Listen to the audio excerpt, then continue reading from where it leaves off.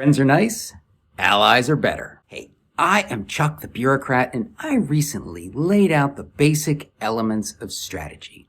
That is, you want to maintain internal stability, and you want to destabilize external forces. And the real key to navigating the human terrain inside a bureaucracy is recognizing that every single individual draws their own boundary between the internal, the us, and the external, them. You see, it's much less about where you draw your line and a lot more about where all those other people draw their lines. And I talked about how an ally is anybody who helps you maintain your internal stability, while an adversary is anybody who benefits from destabilizing you. So when people say that it's all about relationships, what they mean is that it's about making allies. And I'm not just talking about connections.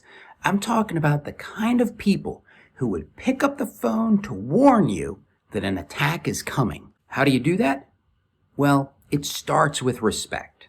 I mean, you can't be friends with the whole world, but you can have respect for just about everyone. But what do you do to really make allies? All right, number one, never ignore somebody that the decision maker won't ignore.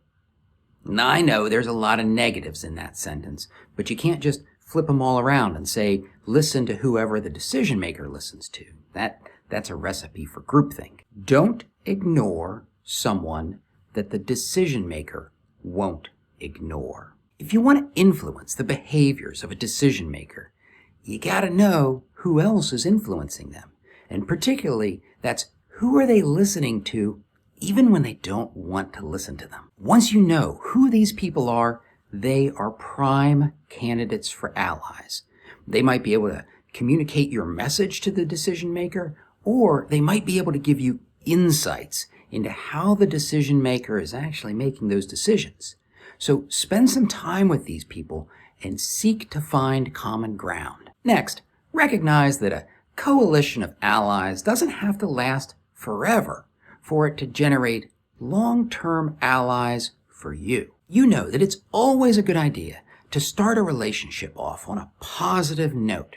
And so if you bring together a group of people with the intention of acting as an alliance, you're far more likely to find common ground and be able to work together. But in the attempt to create this alliance, you learn a lot about what people value, and you can identify opportunities for future collaboration. The time to coordinate with people and figure out how there might be opportunities for collaboration is before the problem emerges that requires the coordination. That may sound a little confusing because I've said that there's no such thing as a crisis, but that doesn't guarantee that there'll be a lot of time for you to get your ducks in a row before you have to make a decision. So you're out there identifying allies, testing coalitions, maintaining relationships, all with the understanding that at some unknown point in the future, you may have to bring that together quickly. Okay, so you identify who the key influencers are, you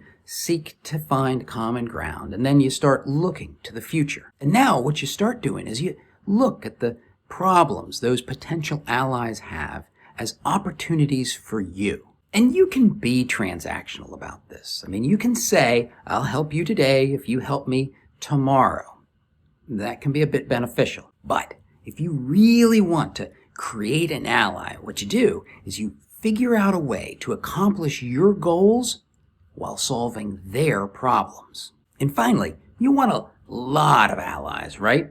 So once you've created an ally, you want to meet their people, because there's likely to be cliques inside the organization. Some people kind of tongue-in-cheek call these groups the crime families or the crews or the mafias, but they tend to be groups of people who are like-minded, are seeking the same outcome, and they're really well connected. And so there's a couple of ways these groups can be really good sources of allies. Number one, they can provide an immense wealth of information to support their position. Number two, they can connect you to even more potential allies, even ones you might not normally meet. And third, These groups of people are often grooming the next generation of up-and-coming influencers.